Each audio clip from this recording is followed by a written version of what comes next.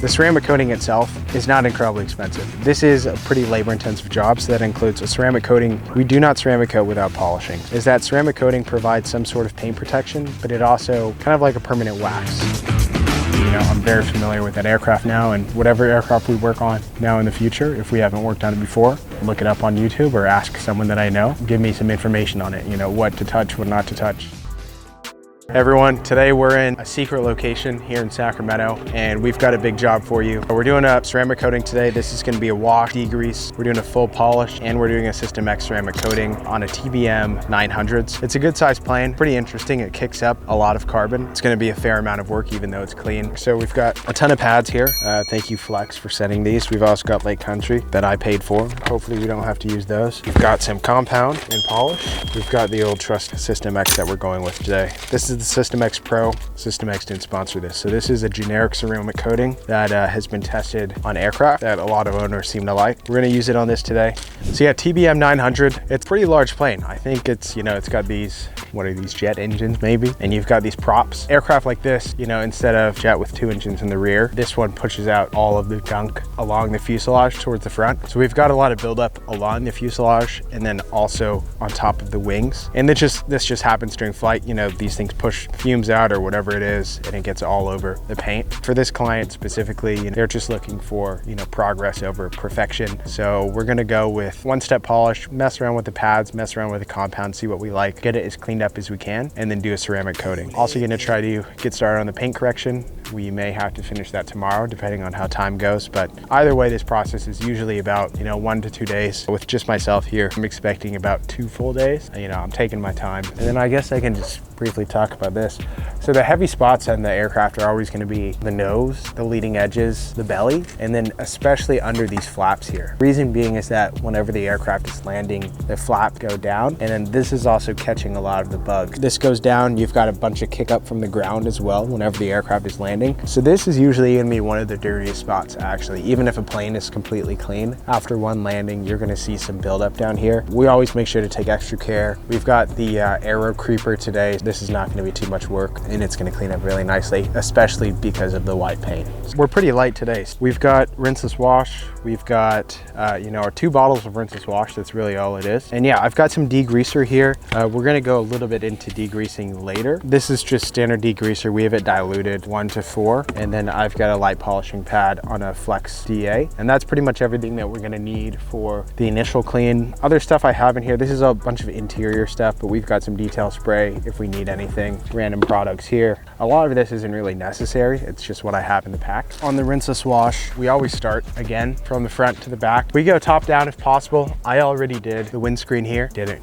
at 7 a.m. when it was not so sunny outside. And what we're gonna do here is pretty much spray each panel. So we work usually in a 4-foot section. So I'm gonna spray the panel down. I'm gonna wipe it with my wet towel, and then I'm gonna go in with my dry towel. The reason that we're pre-spraying is because the rinseless wash has polymers in it that lift. And when we go in with a wet towel, it ensures that we're not scraping that dirt back into the paint. We're gonna pull that dirt up with dirt, debris, dust, whatever it is, with our wet towel, and then finally go in with our dry towel. It's a little bit overcomplicated for, you know, you could just spray and wipe, but ultimately what we're trying to do is prevent any scratches, any swirls, or any scuffing in the paint. Even though we are going to correct later on, it's just good to have a standard operating procedure that we follow. Optimum no rinse.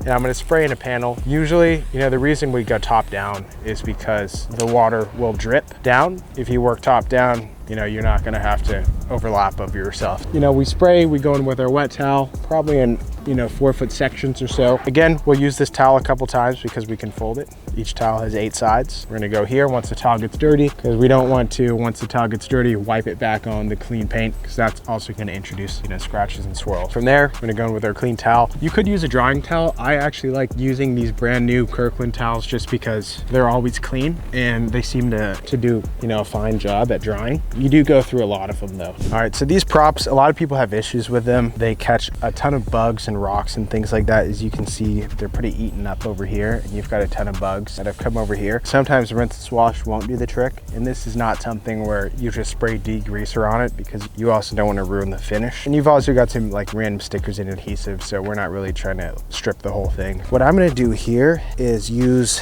one of these. This is just a Scrub Ninja, and then I'm going to go in with, this is all-purpose cleaner diluted 1 to 10, so it's, you know, relatively invasive. You can spray it on your hands. The only thing that you want to be careful with, especially when working in the sun, is making sure that the all-purpose cleaner does not dry on the prop, because that's going to give you some issues. So we're going to work fairly quick. I'm spraying on the prop, and I'm spraying, and I'm just going to go in very lightly, just kind of scrub that.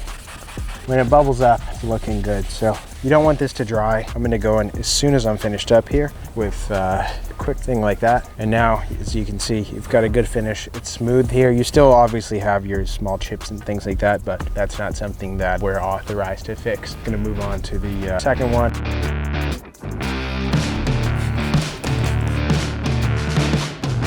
The reason we can flip on both sides, because when you're on that side, you're cleaning the bottom of this, but when you're on this side, you're cleaning the other side. Instead of trying to maneuver and clean it, move to the other side. Pretty simple. Now it's getting too hot, so we're gonna move inside of the hanger. Whenever we put ladders or stools down anywhere on the ramp, you know, always put them upside down, because you know, the times that I've seen, sometimes this is a private location, so there's no other planes starting up nearby. But if there are, some of these engines will have all this blowback, and it can push these ladders, knock them over, make things fly. So it's always good just to have everything. So one of these are great. You know, it's called an Aero Creeper. It's a little bit expensive. You know, if you're working on planes that are low, it's kind of nice, just because you can kind of go like this and then kind of go like this. We're bringing it today. We're doing a ceramic coating, so we want it perfect under there. So this is going to help out a lot. Moving into the hanger now, so this will be nice. Number one rule when degreasing is we've got two things. So eye protection, usually like working around these chemicals, it's not too bad. The degreaser is gonna kill you. This gets into your eyes and lungs. It's not good. We have it diluted, so it's fine, but it's gotten into my eyes before and it stings. We've got these. These are clear, I think Radar Path EVs from Oakley or something like that. They work really well. I'm also gonna throw on some gloves. And yeah, you're spraying under. I'm gonna spray away from my face. You know, some things might spray up, especially if it's windy. Do a wash first and then go in with a degreaser if that doesn't do the trick.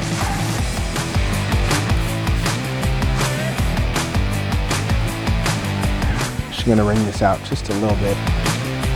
If you go with a towel that's too wet, you can see that's pretty dirty.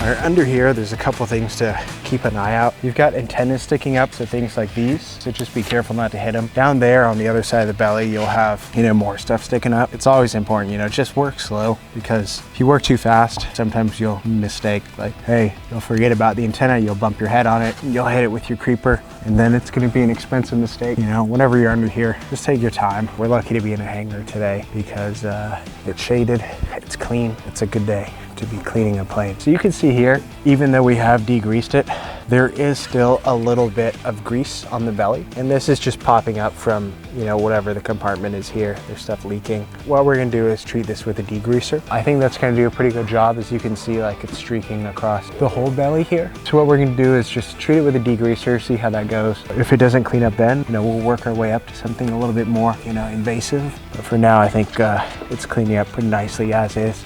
When I first started detailing, these are the types of planes that we would work on, even smaller than this, like smaller Cessnas. We didn't do any jets at all. And this was kind of our bread and butter, because something like these planes always need to get clean. You know, they're usually owned by one person, or maybe sometimes they're shared or whatever, but it's, you know, these are individually owned aircraft. The people that own them, you know, like to take good care of them, whether it be paint correction, ceramic coatings, you know, degrease, things like that. They like to keep them clean. As you can see, you know, getting under these is pretty labor intensive. So yeah, we specialized in washes, degreases, ceramic coating. You know, it would fill the schedule. You do 2 of these a week.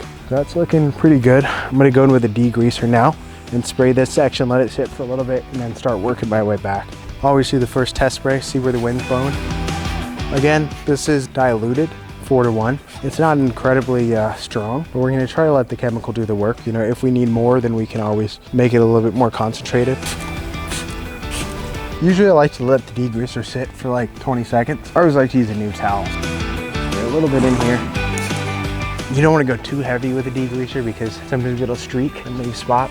Just cleaning up. Work on the highest spots first, so obviously it's not, dripping down on you. Yes, we could have just sprayed degreaser from the beginning, but it goes back to just cleaning props. Like, we shouldn't just degreaser. There's a ton of grease on here, a ton of grime. We don't want to introduce swirls into the paint or rub that stuff back into the paint. So we'll do whatever we can to, clean prior to degreasing. And then we're gonna follow this up too with a rinseless wash on the bottom, just to make sure we're getting all of that degreaser off. So it's not sitting on there. The one that we use is not corrosive to paint. That's kind of the main concern, but we just don't want the chemical. So we're gonna follow this all up with a rinseless wash to just make sure we pick up all that degreaser, and then we're gonna move on to a new section. It's pretty labor intensive, but it's that peace of mind by just doing it right. You want to see this, we've got a ton of grease in here that's not coming up with just the kind of a wipe. What we're going to do here is spray a little bit more degreaser and just let it sit. I'm hoping that's going to do a better job. If not, we can kind of come in with something and scrub it out. I'm trying to avoid having to do that, but it's not really going to be too much of an issue since we're going to paint correct anyway. So, and that's all coming from this exhaust here, or it could be coming from somewhere under here. Go pretty heavy. And I'm just going to follow that through. Okay, we're getting some movement here. So what I'm seeing that's working is we're gonna let the degreaser sit, but instead of introducing scrub pad right now, I'm just gonna use my microfiber towel. You've got two sides to it. You've got kind of the soft side and then this kind of more plush. I'm gonna use this plush side as kind of like a brush. I'm spraying solution in here, and then I'm just gonna use this to agitate the degrease. And what this is gonna do is hopefully move some of that, or encourage some of that grease to move. And then just let it sit. You want to agitate a little bit. And then I don't want the degreaser to dry. I'm going to go in and kind of light this all up. Problem solving. It's still here. It's lightened up a little bit, but we've got kind of a lot of gunk here. What we did first is rinseless wash. That didn't work. We sprayed with degreaser. That didn't work. It seems like it still wants to stay. So what I'm going to do, instead of using like a bristle brush or something like that, I'm going to use a dual action polisher with a light polishing pad. And what that's going to do is agitate. I like this one actually over the Milwaukee one now, just because I have much larger batteries that were free. It's a good weight. It's a little bit bigger. I've got their red pad, which I believe from them is called finishing pad, a polish, like a final finish pad. What that means is that the pad is light. You're not going to, really get any correction with this type of pad. And that's the reason I'm using it for degreasing. And turn it down on the lowest setting. So again, we're not doing paint correction here. We're using the dual action polisher as a tool to help with our degrease rather than using like a scrub pad or a bristle brush or something crazy like that. I'm gonna spray the pad, and then I'm gonna grab a brand new towel here and then go under. I'm gonna blot this here. Just go. I'm gonna start on one, and then I might kick it up if needed.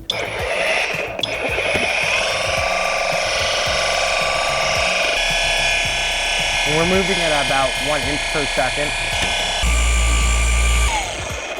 Oh, that's working. I don't even know what this is now.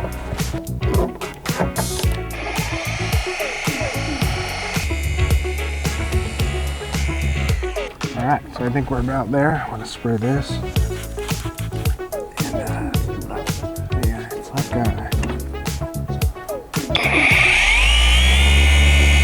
we finally figured out something that worked on this. It's a really aggressive either grease or some sort of adhesive. Right now, there is a bunch of degreaser in between these panels. So I'm gonna go ahead and flush it out with some rinseless wash, and then we're gonna move on to do the rest. While this pad works, I think we're gonna get better results in quicker time with a heavier cutting pad. So I'm gonna go ahead and switch the pad to something a little heavier after I rinse this out, and then we're gonna go ahead and do the same thing on the rest of the belly here, wherever this same sticky grease. Closer to here, I had to go in with a towel just because our polisher, we couldn't get it close enough without banging this thing. I'm just going in with microfiber towel and a finger, and this is acting like a dual action polisher. It's a little bit more aggressive of a cut than that red pad, just controlling it and then cleaning up all that grease. As you can see, everything came off. We've got the rest of this belly to do. I'm gonna switch this to a more aggressive pad. This is gonna be one step up from finishing pad here. Thing is, brand new polisher, the Velcro is so good, impossible to pull this thing out, which I guess is good. It's a compounded swirl remove pad. Usually, if you're using a different company, they might call it like a light cutting pad, something like that. If you're with a Lake Country pad, this would be right under an orange pad, probably in between an orange and like a white pad. So Going with a little bit of degreaser.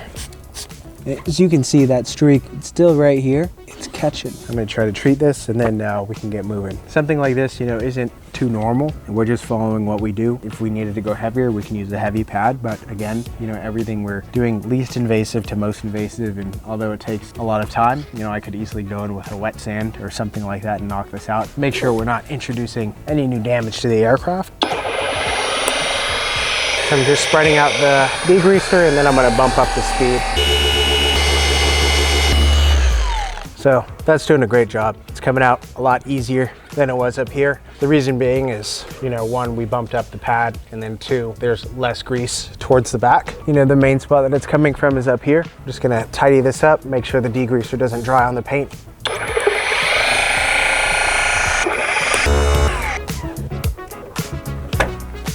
That's looking good. Went through, finished that degrease. Now we're gonna move on to the back. The rest of this isn't gonna be too bad. It is a little bit greasy just because it's the belly. The main spots are gone, so we're just gonna go through, rinse this wash, degreaser, wrap it up. You know, the bottom is dirty, but not everyone sees it.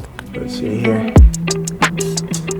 Yeah, people always ask what bottles we use too. We don't use Ecolab chemicals, but we use Ecolab bottles. We buy these from Home Depot. If you go to Home Depot, you've probably seen the Zep spray bottles. Those are the ones that are gonna be shown. But the Ecolabs you kind of have to find. They're usually, you know, in the same aisle, but higher up on the shelves so you can't see them. Same price. So these bottles work great. You know, I've used IK sprayers. I think those bottles are like $30. But at the end of the day, this combo is what I like best just because these bottles kind of fit into our little tool tote the best. Just wrapped up, rinse this wash, degreasing the belly and under the wings. Now what we're gonna do, some of the detailed work before we start doing any polishing. What we're gonna do is remove all the bugs, do a once over to see if there's, hey, did we miss anywhere with the rinseless wash? And then also inspect anywhere where we're gonna have to tape off. So before we polish, we're gonna tape off all the seals, all the windows, the buttons, the handles, things like that, so we're not getting polish in those areas. But right now I'm gonna go in and do my detailed work. This is removing bugs from the landing gear, checking out the tires and things like that. Just to prepare, we're gonna wipe everything down at the end, but there's a ton of bugs building up on the landing gear on this plane. I'm gonna try to knock it out now, just since I have all my stuff. For something like this, we've got bugs on the landing gear right here. And again, like the flaps, you know, when they go down, usually a ton of bugs. It's nothing too crazy. This is gonna be easy to clean. You could use a bug remover. I'm using an all-purpose cleaner. That's gonna be diluted, so you can use a brush.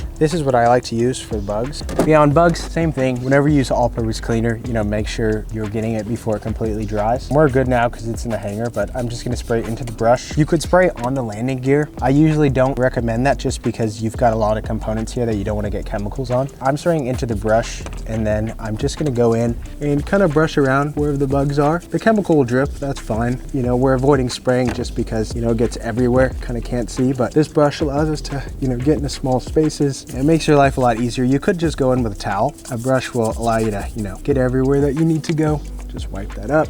And you might not get everything on your first time. Instead of just sitting here all day with the brush, clean it up so the all-purpose cleaner doesn't dry, and then I'm gonna go in, do it again. So, and this is kind of where that detailed work comes in. You know, when I first started cleaning planes, we didn't touch the landing gear at all, just because we didn't know, you know, what we could and couldn't touch. You know, after talking to owners, you know, after doing some research, this is all fine. We're not really going into the gear well, but we're just kind of cleaning up the exposed sections that are already getting beat up. Bugs, you know, sometimes birds and things like that whenever they land. These can take a beating. We're just cleaning them, making sure it's good. And the owners always like to see a clean landing gear, especially around the tires.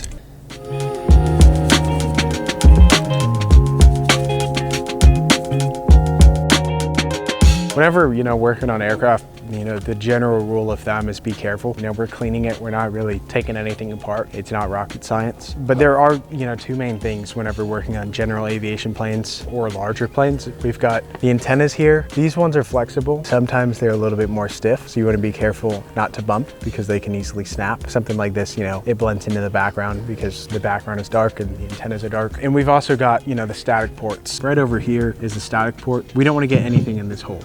You know, when we're, you know, polishing later, I'm going to tape these off so we're not getting any compound in here. I don't tape them off when we just do a wash because, you know, I'm spraying around it and I'm not spraying anything inside of it. Keep care, you know, if you're ever pressure washing a plane for whatever reason, be sure to avoid foaming down the holes.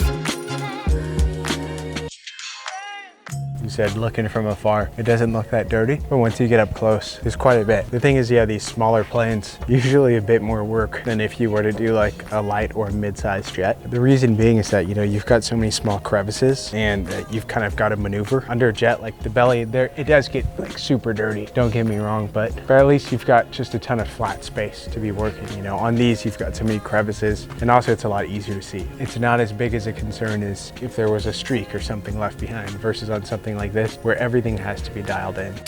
And under the wings doesn't get too bad, except towards that flap area, you're gonna get some bugs. And, you know, under these flaps, you'll get some bugs. Typically, you know, I'll always ask owners if they can lower the flaps on the wings before we start. That way we can clean under them. Unfortunately, today we can't lower them, which is okay. We'll do what we can. But that's, you know, something I always ask owners if they're available. You know, hey, can you lower the flaps? We can clean under it. And that's just an extra step that, you know, people will appreciate. I'm gonna go in with rinseless wash. When we go closer here, we will get some grease and carbon buildup, so I might go in with a little bit of degreaser, but first we're gonna go through with a pretty thorough rinseless wash, and then we will kind of move on from there.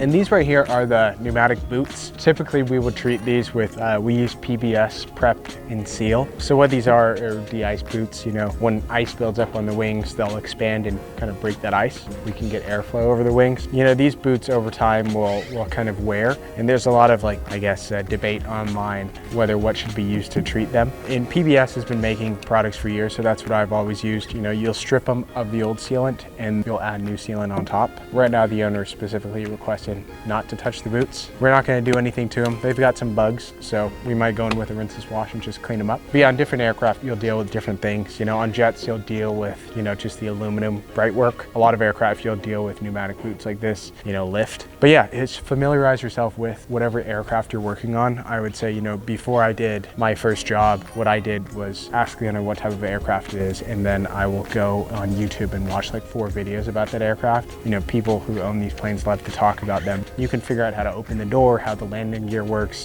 what type of you know, DI system it has. Familiarize yourself with it, so when you talk to the owner, you don't look like, you know, an idiot who doesn't know what you're doing. You know, take some extra initiative. That's what I'd say. You know, how many hours of Cessna 172 videos that I've watched. You know, I think it's always good to show up with, you know, at least a little bit of knowledge. So, you know, trust is a big part of this industry, so you're providing service to be able to trust you. You can see there's like bug guts or something like that. I'm gonna flip the towel inside out. Just make sure to clean that up. You know, occasionally you'll deal with some paint that's not in the best condition. This one is good, but around areas like that, that's where you want to avoid using any pressure. You know, the last thing we want to do is, you know, chip the paint even more. Just be careful, take your time. If you use a wet towel and pre-wet it, you know, everything should come off fairly easy. You know, now I wish I had a bug remover or something like that. Maybe next time we'll stock it, but yeah, everything's coming off. Just takes a little bit of patience. Envision like how the plane is moving. The bugs are gonna hit it this way. That way, you know, technically kind of did like at an angle like this, if you can see. So if I can clean it from the back pushing forward, it's gonna be much easier to lift these bugs rather than if I was moving with the grain. Just something to note there. You know, I'm gonna try to clean them from the back moving forward if possible.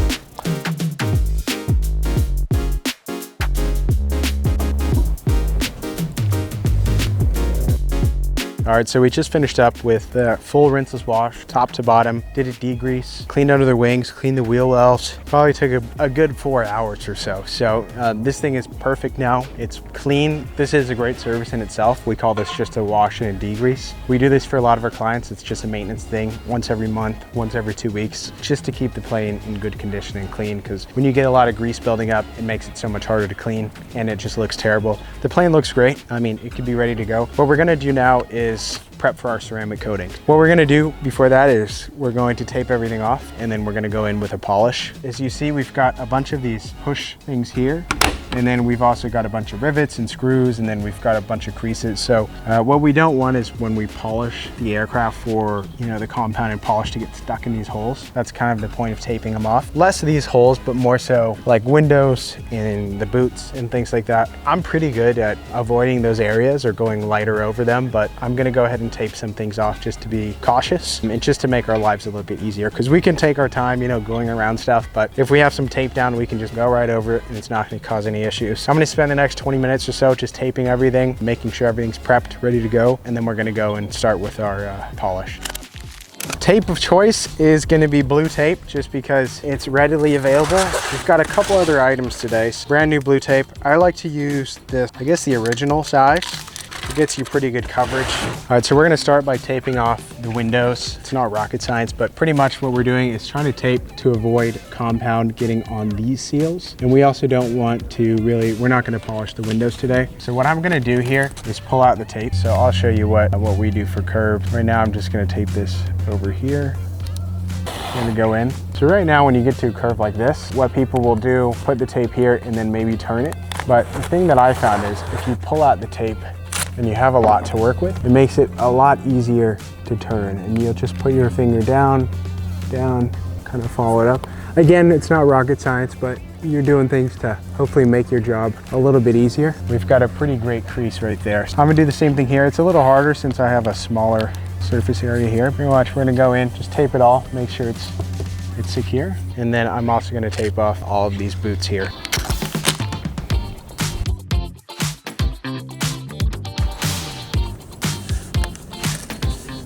On the static port, we're gonna go ahead and tape this off as well. The only thing is you wanna be extra careful to be able to remove this. We're gonna have to remove all the tape. That's kind of why I like using this blue one. So what I like to do here is just get a long piece of tape. That way it makes kind of like a string, and we'll put it back here. This way, if it's you or if you've got employees or whatever it is, that way you're never gonna miss, taking this off. Because if this doesn't take off, the plane's gonna have some issues when it goes to flying.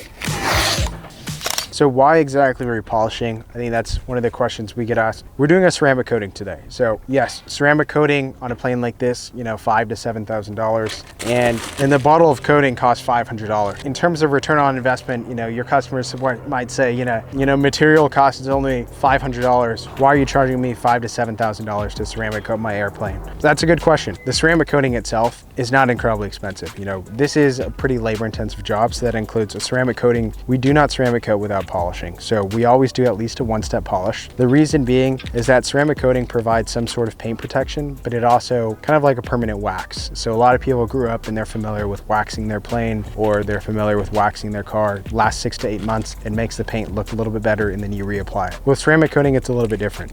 This is a 5-year protection. So it kind of seals in the paint, and let's say it puts a layer of glass on top. It's silicon dioxide. When you put it on clear coat, it'll kind of solidify. It'll make the paint shine a little bit more, but it'll also seal in the paint. So whether you've got scratches in the paint, if you got imperfections in the paint, grease stains in the paint, then all of that is going to be sealed in if you do a 5-year ceramic coating for the next 5 years. And you can obviously polish it out, but then that'll wear down the ceramic coating and make it ineffective. You're spending $500 to basically do nothing. So that's why, in every ceramic coating, we'll do a wash, we'll do degrease. That's just to prep for the polish. And then the polish is where we're actually making that paint look better. I'm going to have everything kind of tidied up. I've got towels lying everywhere. Normally we wouldn't do this, but we're inside of a hanger. I'm just gonna put everything. This is a Lake Country orange pad. Technically, this is a light cutting pad. Compounded polish, I'm using 3D1 400. This is kind of my tried and true combo. So to prep my pad, I always kind of do a generous spray like that, and then I'll just kind of work it into the pad. So 1, 2, 3.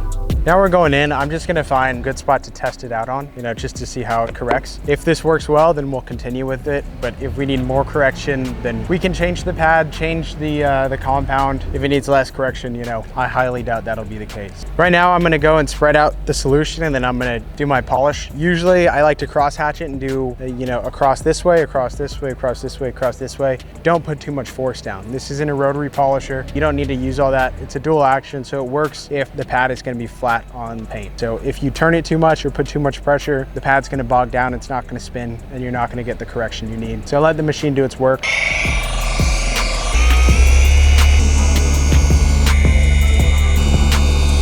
Usually I recommend wiping it up as soon as possible. If you have a new towel, it's gonna be a lot easier. Just go light, and you can kind of check it. It's hard to see from the camera angle. You can definitely see a difference where we corrected versus where we didn't. It's gonna be shinier. You're gonna see light reflection a little bit more, and the paint is just gonna look cleaner. You can also feel a difference too. So this is gonna be incredibly smooth, and then it's gonna be quite rough over here. I like this combo. We're getting great correction. I'm not seeing any swirls in the paint. It's got a really nice finish. So we're gonna go ahead and polish the entire plane. This is probably going to be the most labor intensive behind the degrease.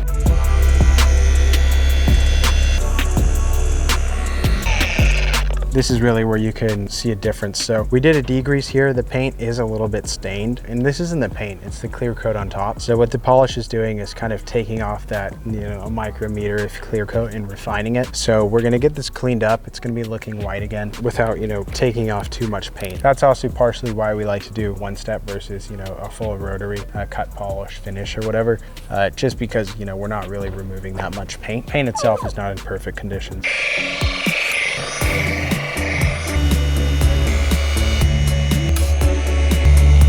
And we can already see the 50-50 here. We can go back and kind of clean up the scratch. Other than that, this is what we call, 70 to 80% correction from this section here. This will come back over time. It's just because, the exhaust is right there. The ceramic coating will protect the clear coat, so it'll make it a lot easier for it to wipe off. If you come close here, you'll notice that there's a ton of scratches up here. And this could be from various different things. My theory is that, this is where people step up because we've got a step pad right here on the wing. So maybe their shoes or bags, if they're holding it on the side, will brush up against the plane and cause these scratches in the clear coat. I like to get, before and afters of these. Polish.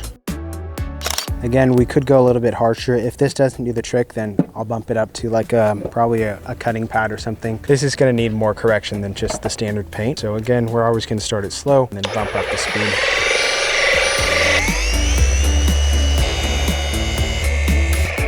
So we're not getting too much correction. They are lightening up a little bit. The reason that we're not getting too much correction on these scratches is just because they're a little bit deeper in the clear coat. What I'm gonna do is grab a heavier cutting pad and then go in on the scratches with the same compound, just a heavier cutting pad. And then I'm going to refine it. Once I remove all the scratches, I'm gonna refine it with the orange cutting pad. Quick pad swap. If Flex wants to send me another one of these, then I could be running 2 of these instead of having to swap these out. Actually, they did send me 2. So thank you. The other one is corded. Same thing, just gonna spread out the compound.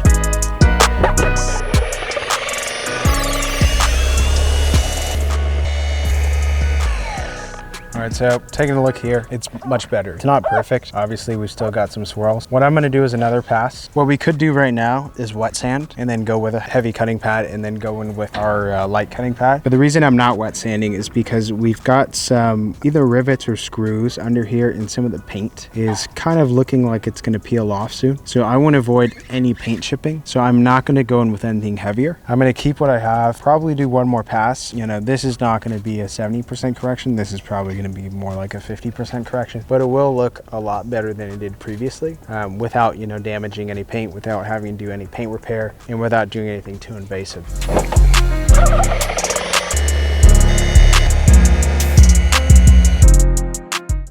All right, day 2. Back in the hangar. We just finished the full polish on the exterior of this. So pretty much one step the entire thing. Everything went fairly well. There was some issues around, where we had some carbon buildup here. So had to go in with a little bit heavier of a cut. But other than that, everything went well. Typically on the polish, it's front to back. And then we also do top down. This morning I got in early and I did the wings. So yeah, breaking up, makes it a little bit more manageable. The fuselage is gonna be the hardest part to do just because access on the top, you're kind of reaching over with a ladder. If we had maybe a lift or something like that, it would have made it a little bit quicker, but that's all right. We took our time. So right now what we're gonna do is take off all the tape. We are gonna do a full wipe. The reason being is that after we polish, yeah, we go in with a towel and kind of clean up some of that polish, but there's always gonna be some leftover, like residual, no matter where it is, there's always small mistakes. So I like to do once over of the entire aircraft. I go about 10-to-1 water to isopropyl alcohol and just wipe down the entire plane. This is gonna be tops of the wings, fuselage,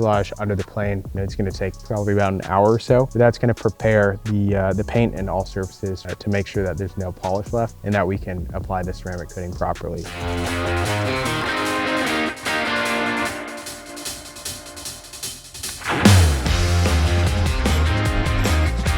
So we've got System X Pro. This is the ceramic coating that we're going to be using today. This one here, you can use, most ceramic coatings are going to be all, silicon dioxide based. Really the difference is the silicon dioxide, composition. I like System X because they're marketed specifically for, aviation, and they do Boeing tested coatings. So that's why, owners tend to prefer it. I go with whatever the owner is preferring. System X is great for marketing. We've used G-Technic, we've used C-Quartz in the past. And there's also other things they like Permaguard and whatever it is. Whatever you're gonna do, if you're gonna wax, if you're gonna ceramic coat, if you're going to, Permaguard, I always recommend, doing a wash, degrease, then a polish, and then doing the final form of protection, whatever that's gonna be. This is the 275 milliliters. This will cover us for this size of aircraft. You can kind of use any applicator you like. I really like these. These appear to be, normal, sponges. But what this is microfiber on the outside. The sponge block is lined with plastic on the inside. So the reason that it's lined with plastic is that when you're putting the ceramic coating on here, it's not going to seep through and just get soaked up by the sponge. Microfiber on the outside is soft, so you can apply it nicely, and it's also got a pretty good surface area. This is going to be particularly helpful. I think a pack of these are like $20 from the rag company. I would just say avoid using, microfiber towels or like sponges that will soak up the coating. We've got a sponge, and then we've got gloves. That's pretty much all you need. I would probably recommend a mask because you don't want to be breathing this stuff in. So you could use brand new towels. Again, I'm throwing these towels away. I'm just going to keep one in my back pocket here, but we're going to get moving. All right, so to get started here, we just finished our wash, our polish. I'm still going to give a final wipe just to prep the surface for coating, and this is, with our dry towel. There's nothing on the paint, but just want to be cautious. When ceramic coating, we want to work in small sections. In the hanger, we're going to be okay to go a little bit bigger. Probably the max I would go is 4x4. For the sake of this cowling here, we're going to go probably a 2x2 foot section just because we can designate these lines. Again, similar to how we do polish, we're going to apply ceramic coating on the pad, and then we are going to work slowly and kind of cross hatch the coating like this.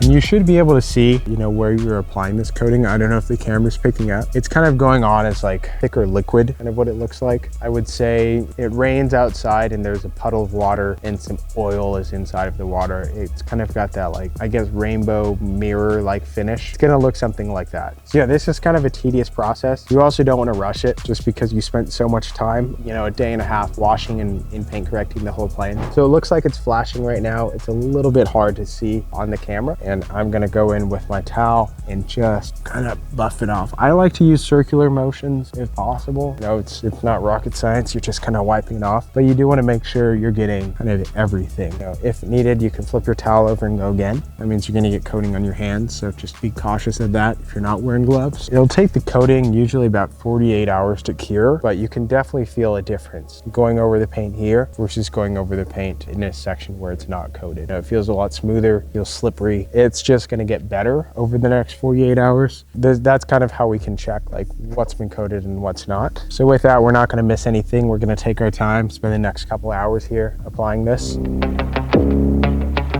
On aircraft, I really like to use kind of the rivets as a point, as you can see here, kind of like as a reference point on where I'm stopping and starting. You can use rivets and you can use the panel gaps, but it's just something that, I like to do instead of measuring like, hey, I'm doing a 2 foot section here. Like I'm gonna go to the bottom here and then just kind of use these rivets as a reference point. And then I'm just gonna follow it up.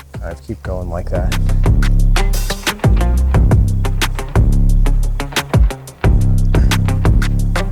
On it. All right, so just wrapped up the ceramic coating and our final wipe down. This was a big project. Took us 2 full days, us and just being me. So it shows that you can do this as one solo person. If you had 2 people, you can probably do it in a day or so. Obviously we're filming, so it took a little bit longer, but it's not an incredibly long job, especially on an aircraft like this, manageable. If you work on larger aircraft, maybe a bigger team, maybe it'll take you an extra day. But again, the service will be the same. We're doing a wash, we're doing a degrease, we're doing a full paint correction, and then we're doing the ceramic coating. At the end, I always recommend, hey, do a final wipe down. You want to make sure there's no high spot. Tomorrow, I'm going to come back, just take a look, take final pictures to send to the owner, and then wrap this job up. If you want to learn how much we charge for this job, what chemicals and equipment was used, and how we landed this client, we have a full guide link below. Go ahead and check that out. But other than that, this cleaned up really nicely. If you have any questions or comments, leave them below, and see you in the next video.